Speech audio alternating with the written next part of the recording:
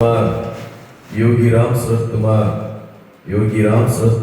जय गुरुदाया ओम अण्णामलै वासाय विद्महे वैकुंठ रूपाय धीमहि तन्नो योगी राम सूरत कुमार प्रचोदयात् எல்லாமல்ல எம்பெருமான் கலியுகத்திலே கண்கண்ட தெய்வம் அகிலாண்ட கோடி பிரம்மாண்ட நாயகர் பகவான் யோகி ராம் சூரத் குமாருடைய கருணை மழையிலே நனைந்திருக்கக்கூடிய எமது அன்பான பக்த பெருமக்கள், இந்த ஏக இறைவன் நம்மை கவனித்துக் கொண்டே இருப்பார். தனது படைப்பல்லவா, அந்த படைப்பை கவனித்துக் கொண்டே இருப்பார். ஒரு தாயை போல ஒரு குழந்தை தூங்கும் போது தாய் எப்படி அதை பார்த்து ரசித்துக் கொண்டே இருப்பாளோ, அதே போல இந்த பிரபஞ்ச பரோபகாரியான இறைவன் நம்மை அப்படி உற்று கவனித்துக் கொண்டே இருப்பார். இந்த குழந்தை என்னெல்லாம் செய்கிறது. ஒரு கணம் நீ உன்னை உணர்ந்து இறைவனை புரிந்து அவரிடத்திலே சரணாகதி அடையும் போது இப்போதான் இறைவன் தன்னுடைய விளையாட்ட ஆரம்பிப்பார். நீ எப்போ இறைவன் கிட்ட நெருங்கணும்னு நினைக்கிறியோ, நீ எப்போ இறைவனை அடையணும்னு நினைக்கிறியோ, நீ எப்போ ஆன்மீகம் இறைபக்தி என்பதை உணர்ந்து அதன் வழி நடக்க தொடங்குகையோ, அப்போதான் இறைவன் தனக்கு வேலையை காட்டவே ஆரம்பிப்பார்.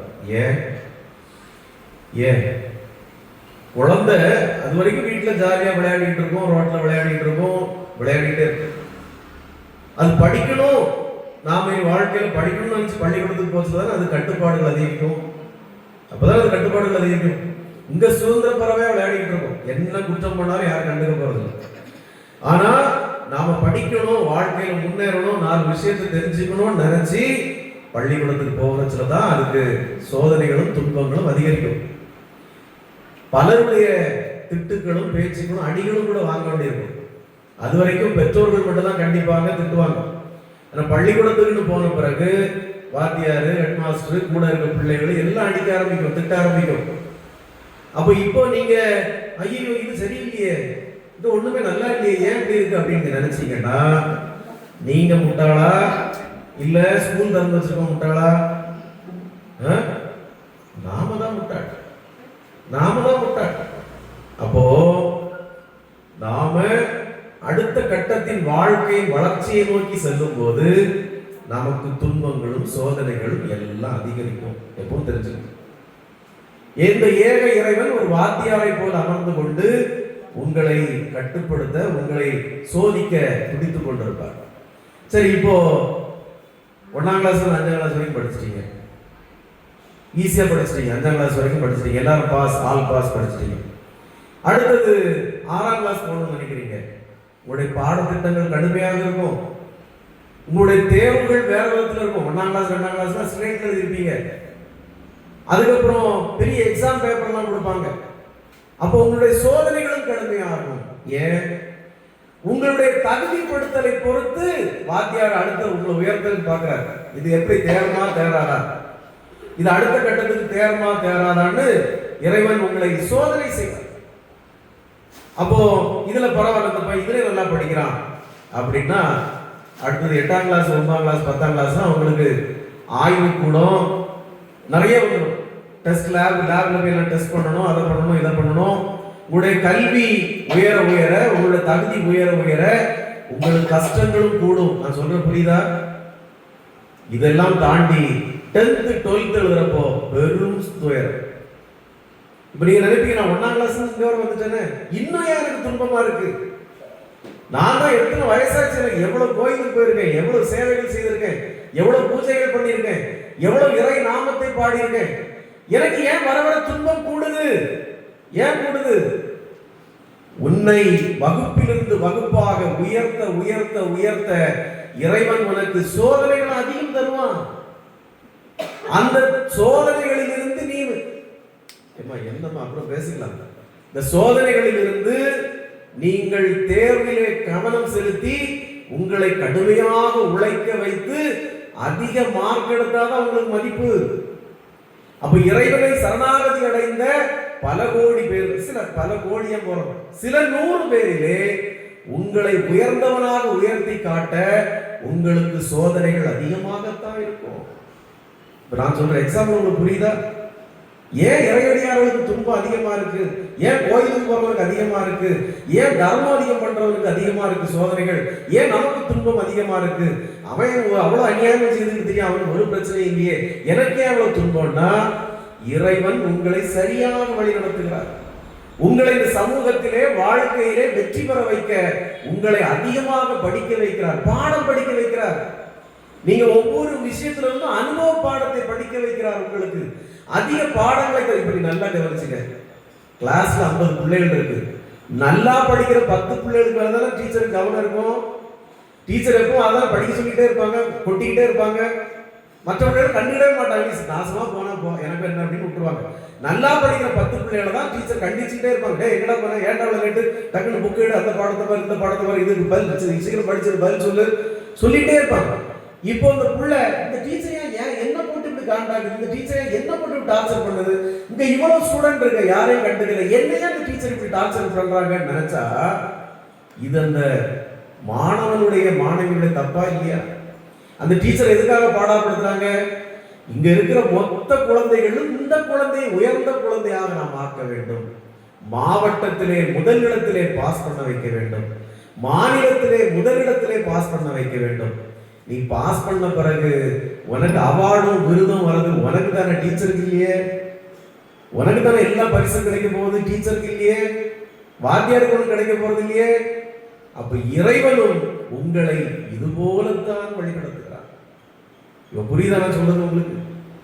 அப்ப நீங்க இறை வழிபாட்டுக்கு வந்த பிறகு, இறைவனிடத்திலே வந்த பிறகு, அவனுடைய நாமத்தை அதிகமாக பாட பாட, அவனுடைய திருவடிகளுக்கு அதிகமாக சேவை செய்ய செய்ய உங்களுக்கு துன்பம் கூடும், சோதனைகள் கூடும், துயரங்கள் கூடும்.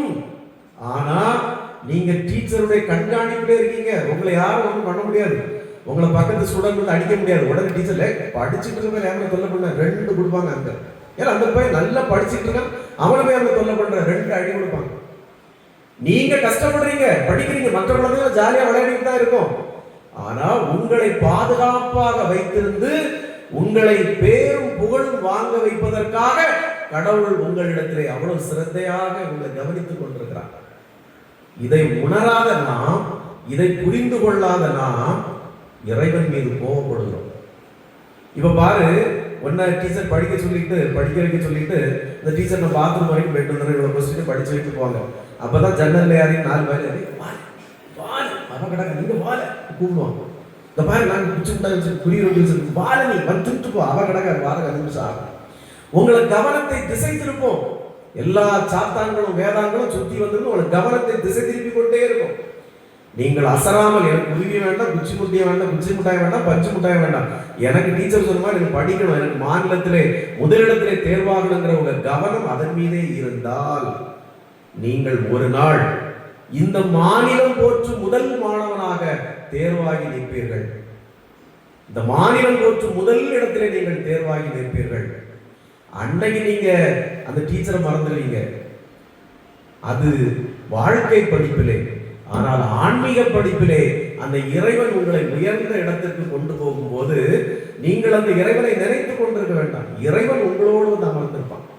நீங்க ஐஏஎஸ் சீட்ல இருக்கிறீங்கன்னா இறைவன் உங்க கூட சீட்ல வந்து இருப்பாங்க. அப்போ அந்த நிலைக்கு உங்களை உயர்ந்த இடத்திற்கு உயர்த்துவதற்காக இறைவன் உங்களை கடுமையாக சோதிப்பான், கடுமையாக சோதிப்பான். நமக்குத்தான் துன்பமே. அப்போ சாமி நீ சொல்ல எல்லாம் சரிதான், எனக்கு வயசு 70-75 ஆகுது, இன்னும் எவ்வளவு வருஷத்துக்கு நான் படிச்சுட்டே இருக்கணும், இறைவன் எவ்வளவு வருஷத்துக்கு படிச்சுட்டே இருப்பார் சொல்லுங்க, அதை சொல்லுங்க. சரி, ஏதோ சின்ன பிள்ளைன்னா ஒரு 25 வயசுல சாமி படிக்க வச்சாரு, அப்புறம் ஒரு 50 வருஷம் நான் நல்லா இருப்பேன்னு இருக்கலாம். எங்களுக்கு தான் வயசு இப்போ 75 வயசு ஆகி போச்சு. இன்னும் எவ்வளவு நாள் தான் நாங்க பரீட்சைக்கு படிச்சுட்டே இருக்கிறது? என்னைக்கு தான் நாங்க மாநிலத்திலே முதலிடத்துல வருவதுன்னா அதற்காகத்தான் இந்த ஆராதனை விழா. ஆராதனை விழா என்பது நீங்கள் சாதாரண மனிதனாக பிறந்து எந்த நிலை, இந்த வாழ்க்கையில் இருக்கக்கூடிய எல்லாவற்றையும் எப்படி கடந்து உயர்ந்த நிலைக்கு, உங்கள் வாழ்க்கையை ஆராதிக்கிற நிலைக்கு போயிருக்கிறீர்கள் என்பதை உணர்த்துவதற்கு தான் இந்த ஆராதனை விழா. ஒரு மனிதனின் பிறந்த விழா தேவையே கிடையாது. பிறக்குத கழுதை பிறகுது, பூனை பிறகுது, நாய் பிறகுது. பிறக்கிற போது பிறப்பவன் அழுதுகிட்டே இருப்பான். சுத்தி இருக்கிறவங்களும் சிரிச்சுக்கிட்டே இருப்பான். பிறக்கிறவையாளுதான், அட பாவமே திரும்பவும் பிறந்துட்டனே, போன ஜென்மத்துல ஒழுங்கா அந்த சிவகுமார் ஒரு ஆள் சொல்லிக்கிட்டே இருந்தாரு, நான் கேட்கலையே, அவர் சொல்லதெல்லாம் கேட்காம நான் விளையாட்டா விளையாடிட்டு இருந்தேனே, இன்னைக்கு திரும்பவும் நான் பிறந்து கிடக்கிறேன், லட்சுமி ஹாஸ்பிட்டல்ல, ஜார்ஜ் மிஷன் ஹாஸ்பிட்டல்ல, அந்த சிஎஸ்ஐ ஹாஸ்பிட்டல் நான் பிறந்து கிடக்கிறேன், இப்ப என்ன செய்ய, வந்தாச்சு நீ என்ன செய்ய, இனி கஷ்டம் தான், அடுத்த 60-70 வருஷத்துக்கு திருப்பி பாடா போட வேண்டியதான். போ, இது திரும்ப பள்ளிக்கூடத்துக்கு போகணும், படிக்கணும், வேலை தேடணும், பொண்ணை தேடணும், பொண்ணை கட்டணும், பிள்ளைய பெறணும், அந்த பிள்ளை வழக்கு பாடாப்படணும், அதை கட்டி கொடுக்குறது நாயா போய் அலையணும். ஐயோ போன பிறகுலே சிவகுமார் சொன்னதை கேட்டிருந்தா இந்த இடம் வந்திருக்காதேன்னு அவன் அழுவான். சுத்தினிக்கு அவ்வளோ வந்துட்டான்டா, எங்க கூட மாட்டிக்கிட்டான், நாங்க இந்த படாத பாட அடுத்த ஒரு கேரக்டர் வந்துட்டு பாடா வா ராஜா சிக்கிக்கிட்டான், என் புதுசா ஒருத்தன் வந்திருக்கான், சுத்தினிக்காவும் சிரிச்சுட்டு இருப்பான், கேக் வெட்டி கொண்டாடுவான், முட்டாய் கொடுப்பான், வந்துட்டான் எங்க கூட அல்லோர படுக அடிவர படுக அடுத்த ஒருத்தன் வந்துட்டான் எங்க வீட்டுக்குன்னு முட்டாய் கொடுப்பான். பிறந்த தினம் இங்கே முக்கியம் இல்லை, நீங்கள் போகும் தினம் இங்கே ரொம்ப முக்கியம். நீங்கள் என்னவாக போகிறீர்கள் என்பதுதான் முக்கியம். சாதாரண ஒரு விலங்கை போல இறந்து மரித்து போகிறோமா? நாகர்கோயிலில் உள்ள ஒரு பிரபல மருத்துவரை, உங்களுக்கெல்லாம் தெரிஞ்ச ஒரு மருத்துவர் தான், ஒரு வாழ்ந்த காலத்துல யாரையும் மதிக்க மாட்டார், அடி தாட்டி, அவருக்கு வேணா பெரிய குடும்பத்துல வந்தவர், எல்லாரும் ஆகுனா பொண்டாட்டி துப்பாக்கி இருக்கிறவர், சூட்டு தாழ்வார் விளையாட்டி அவ்வளவு பெரிய ஒரு டாக்டர். கடைசி காலத்திலே குடும்பத்திலிருந்து ஒதுக்கப்பட்டு பிள்ளைகள் மருமகன் வந்தவர் ஒதுக்கப்பட்டு அவர் இறந்து 3 தினங்கள் கழிச்சு தான் பார்க்கவே செய்தாங்க. ஒரு ரூம்ல இறந்து வந்தார், அவர் யாரும் கண்டுகிடவே இல்லை. அவ்வளவு தூரம் ஒரு மனுஷன் வாழ்ந்திருக்கான். நாகர்கோயில ஒரு புகழ்பெற்ற மருத்துவர், உடம்பெல்லாம் கறந்து பிரித்து நாத்த அடிச்ச போதுதான் வீட்டிலே கண்டுபிடிச்சே, மற்றவங்க என்ன காணும் 3 நாளா தேடி பார்ப்பா, அதுக்கப்புறம் பார்த்தா வீட்டில் செத்து கிடக்கான் ரூமுக்குள்ள. அப்ப இந்த மரணம் ஆராதனை விழா கொண்டாடுற மாதிரி இதா இது ஆராதனை விழா கொண்டாடுவது மாதிரி உள்ள விழாவா? கிடையாது. ஏன் பகவான் யோகிராம் சரத்குமாருடைய ஆராதனை தின விழாவை கொண்டாடுகிறோம்? நிஜத்திலே அவர் அவதார தினத்தை முடித்துக் கொண்டு விண்ணுலகம் சென்றது சிவராத்திரி அன்று. சிவராத்திரி அன்று அதிகாலை 3:19 4ஆம் கால பூஜையிலே அவர் மீண்டும் ஈஸ்வரனாக போய் அங்கே இமயத்திலே அமர்ந்து கொண்டார்.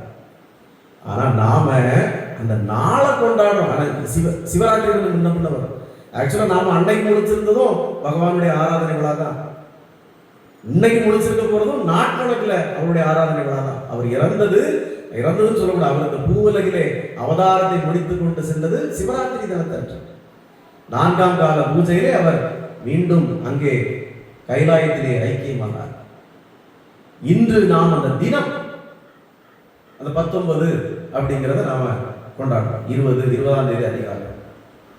அப்ப ஆராதனை தின விழா என்பது நீ என்ன சாதித்தாய், நீ எதுவாக ஆனாய், எதுவாக வந்தாய், இப்போது எதுவாக போகிறாய், எதுவாக போகிறாய் என்பதுதான். நாம் ஒவ்வொருவரும் நமக்குள்ளும் ஒவ்வொரு ஈஸ்வரன், ஒரு சிவன் உட்கார்ந்து இருக்கிறான். அதான் சிவன் போயிட்டு இருக்கிறோம். நமக்குள்ளும் ஒரு சிவன் உட்கார்ந்து இருக்கிறான். அந்த சிவன் இப்போது உங்களுக்கும் தெரியாம பிறர்களுக்கும் தெரியாம அது எங்கேயோ ஒரு மூலையில் ஒளிந்து கிடக்கிறது. இந்த மாதிரி நாம ஜபங்களை நாம் பாடும்போது, இறைவனை பற்றி பேசும்போது, இறைவன் வருகிறானோ இல்லையோ, உங்களுக்குள் இருக்கிற அந்த சிவம் ஒளிர வேண்டும், உங்களுக்குள் இருக்கிற அந்த ஜீவன் ஒளிர வேண்டும், எல்லாமல்ல ஏக பரம்பொருள் துளிர்விட வேண்டும். அதுக்காகத்தான் இந்த விழாக்களை ஒழிய, இந்த நாம ஜபங்களை ஒழிய வேற எதுக்கும் இல்லை. நீங்க நல்லா புரிஞ்சுக்கணும். அப்ப இந்த ஆராதனை விழா நாம் கொண்டாடுவது இறைவனுடைய கவனத்தை நம்மீது திருப்புவதற்கு, இறைவனை நம்மளோட டீச்சர் மாதிரி, டீச்சர் நான் நல்லா படிப்பேன் டீச்சர், எனக்கு பாருங்க டீச்சர், கொஞ்சம் கவனிக்க டீச்சர், கொஞ்சம் நல்லா சொல்லியிருந்தீங்கன்னா நல்லா பரிசு எழுதுவா டீச்சர் சொல்றதுதான் இந்த நாம ஜபம். மற்ற சேவைகளின் குறிக்கோள் வேற எதுவும் கிடையாது. நீங்க நாம ஜபம் விடாம பாடினா எனக்கு ஒரு ஸ்கூட்டர் வாங்கி தருவாரு, நாம ஜபத்தை விடாமல் பாடினா கார் வாங்கி தருவாரு அப்படின்னு நினைக்காதுங்க. எல்லாம் நினைக்கலாம், அது நடக்கலாம், அது நான் இல்லைன்னு சொல்ல, தந்தா வாங்கிக்கோங்க. ஆனால் உங்களுக்குள் உறங்கி கிடக்கிற அந்த சிவனை தூண்டி எழுப்பப்படும். உங்களுக்குள் உறங்கி கிடக்கிற ஜீவனும் இறையருளை இந்த வழிபாடுகளும் நாம ஜபங்களும் சுடர்விட்டு பிரகாசிக்க செய்யும். அது பிரகாசிக்க ஆரம்பிச்சுட்டா அப்புறம் உங்களுக்கு ஒரு பிரச்சனை இல்லை. அதற்கான முன்னெடுப்பு தான் இந்த நாம ஜபங்களும் இந்த ஆராதனை விழாக்களும் நாம் கொண்டாடுறோம். ஏதாவது புரிஞ்சுதான் நான் பேசுறது? யோகி ராம் சுரத்குமார், யோகி ராம் சுரத்குமார், யோகி ராம் சுரத்குமார். ஜெய குருவாயூர்.